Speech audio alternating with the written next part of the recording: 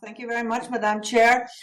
Firstly, as the author of Senate Bill 1592, I also invoke the institution of a medical reserve corps, and with the addition therein of a database for the medical workers in each LGU. That being critical in the establishment of said reserve corps, I think this perhaps can be embedded already with the SSS and other listings that we have, including the national ID. We have already encountered the many problems of the distribution of ayuda, AICs, food packs, and other help extended by the government to our marginal and unemployed sectors.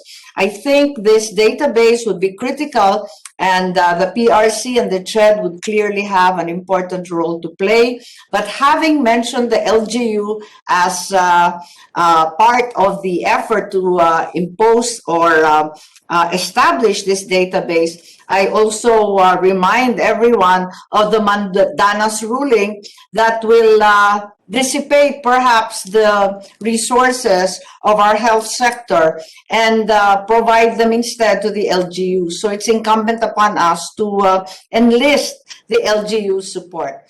The other...